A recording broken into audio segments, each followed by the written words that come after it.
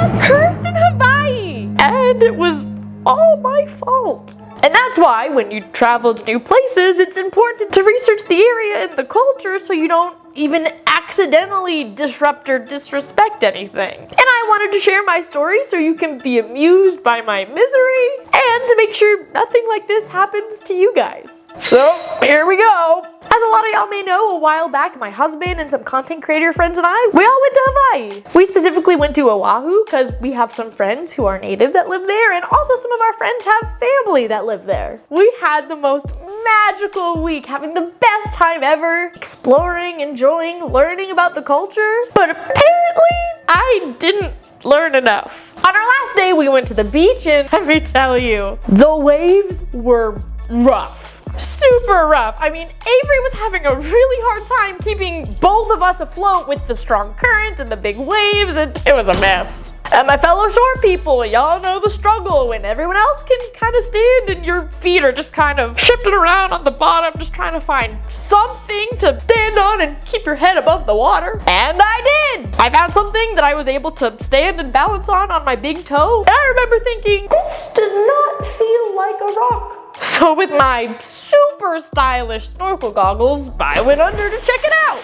Of course, I made sure Avery held onto my ankle so that the water didn't carry me away in the meantime. And I picked up what appeared to be a giant sea sponge.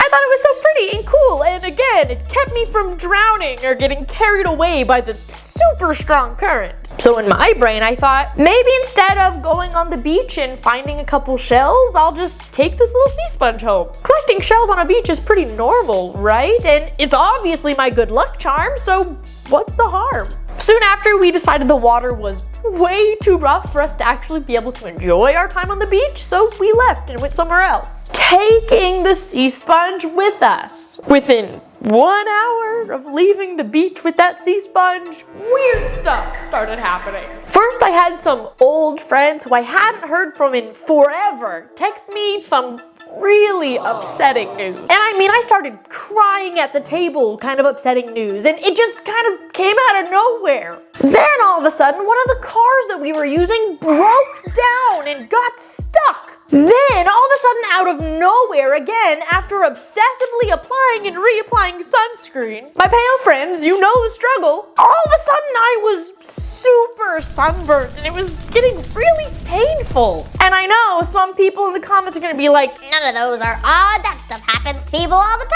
time. But for all of these things to just randomly happen in such a short amount of time, it was definitely peculiar. That's when our friend's sister, who's a local, saw my sea sponge and said, Rebecca, what is that?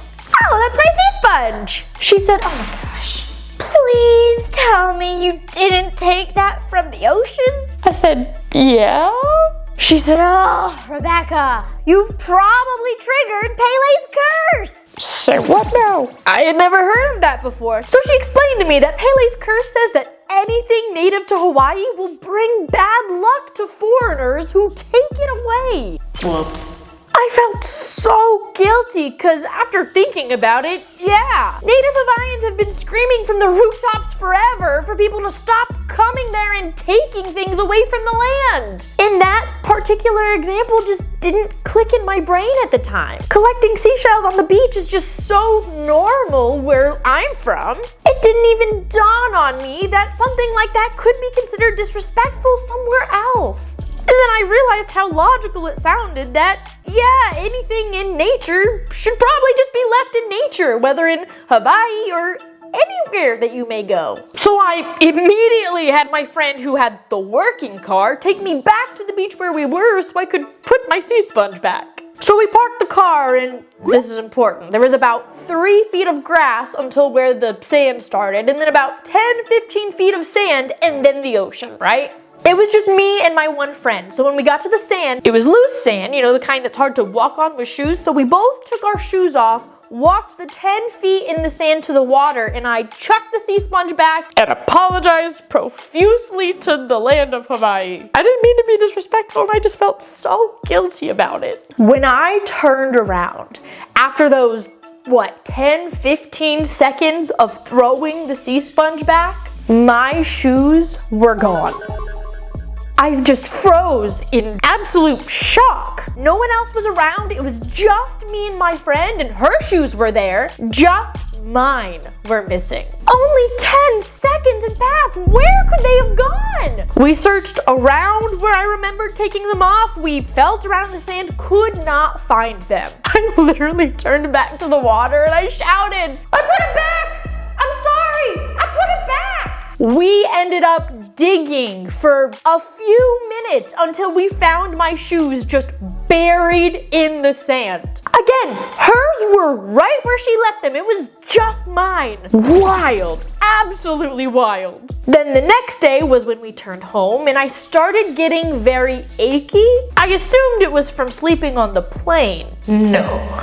Once we were back, I became so ill. And I felt like I got hit by a bus. I haven't been sick like that in at least a decade. When I had West Nile fever. That's a different story. And this crazy, mysterious illness lasted for about 2 weeks. I tested for COVID, I tested for flu, not positive for anything. And I took multiple tests. On top of it, I was the only person in our group of 14 people to get sick. Even my husband, he didn't get sick either, and we all had the same food, so it couldn't have been food poisoning. I genuinely have taken it to heart as Pele's curse giving me a gentle nudge and reminder to never do that again. And you know what? It was a super hard lesson, but I still consider it an important one. As much as I try really hard to respect all cultures and practices, I didn't know what I didn't know. I unintentionally was disrespectful towards this land and culture, and it definitely put me in my place. And I can't tell you how guilty I felt. As someone who's so big into history and social studies, it was just something I was blatantly unaware of.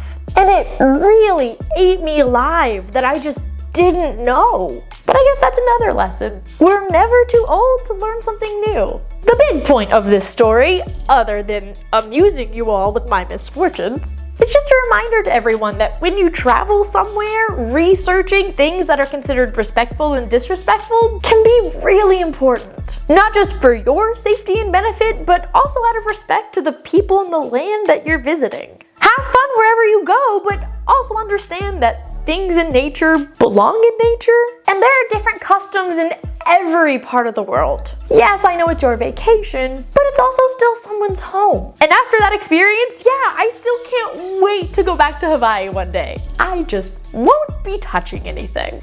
And maybe as I travel on, either back to Hawaii or to other parts of the world, I can find other tips and tricks to help you all avoid faux pas. I hope we all learned something from this. I know I did. Thanks for joining me for this story time, and I hope you all have a great rest of your day. Bye, my lovelies. Mwah.